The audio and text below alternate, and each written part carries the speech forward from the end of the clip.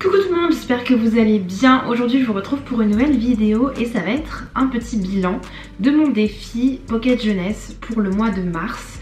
Si vous n'avez pas vu ma vidéo présentation de ce défi, je vous le mettrai dans le petit i juste ici pour voir un petit peu les lectures que j'avais décidé de choisir. Donc je vais vous présenter un petit peu ce que j'ai lu, ce que j'ai pas lu, ce que j'en ai pensé rapidement puisque vous allez voir, j'ai pas lu énormément. Je vous ai pas filmé mais j'ai posté des avis de lecture Pocket Jeunesse puisque c'était une des thématiques du challenge. Donc j'ai posté sur Instagram si vous voulez aller me suivre là-bas si vous ne le faites pas encore. C'est le même nom en fait que ma chaîne, donc c'est Elliqualéa. J'ai lu Sans foi ni loi, donc c'est celui que j'ai posté donc de Marion Brunet aux éditions Pocket Jeunesse.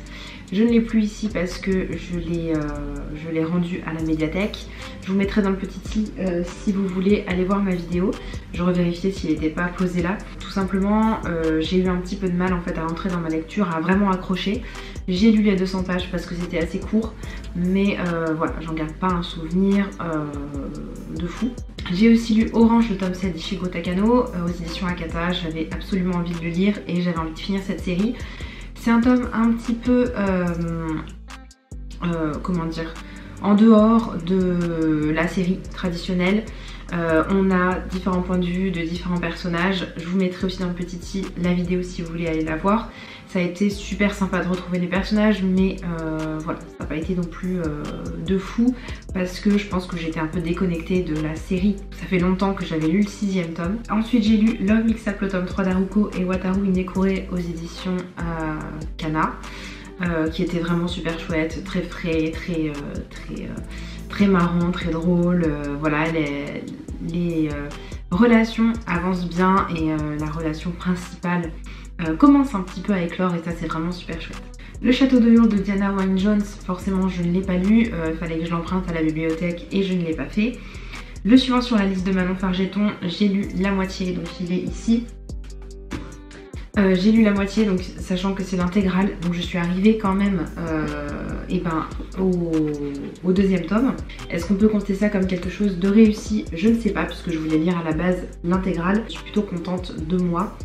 Voilà, donc dans le suivant sur la liste, c'est l'histoire de personnages, 5 jeunes qui sont au collège, donc on est plutôt pour un livre assez jeunesse. Au début, Nathan va se faire renverser par une voiture et il va mourir. Les autres jeunes vont recevoir un mail de Nathan qui leur dit attention, il y a des gens qui vous veulent du mal, il faut aller à tel endroit. J'avais aussi prévu de lire Et ils meurent tous les deux à la fin, donc ça c'est ma prochaine lecture. Je l'ai à peine commencé mais je voulais pas l'emmener en vacances comme je suis partie une semaine au Portugal. Donc pour l'instant j'aime bien, mais voilà, j'ai lu qu'une soixantaine de pages, donc si vous connaissez pas, c'est l'histoire d'un monde où on envoie en fait un message aux gens, enfin on les appelle pour leur dire qu'ils vont mourir, ils savent pas quand en fait. Et j'avais noté aussi le dernier tome de After d'Anatode que j'espérais peut-être lire, mais vu que déjà j'ai pas réussi à lire ceux que je m'étais infligé, c'est pas le terme du tout, mais ceux que je m'étais imposé. Voilà, forcément je ne pouvais pas lire Anatode non plus, sachant qu'After en plus est un assez gros pavé. J'étais très contente de faire ce challenge, même si pour le coup j'ai pas réussi à compléter toutes mes petites coches et tout ce que je m'étais donné. Je suis plutôt contente de moi, je pense pas faire le défi pour le mois d'avril ni pour les prochains mois qui vont venir. On va essayer de faire ça calmement. Si vous avez envie de me partager vos lectures, n'hésitez pas à le faire en commentaire. Et puis voilà, moi je vous dis à bientôt dans une prochaine vidéo. Ciao ciao!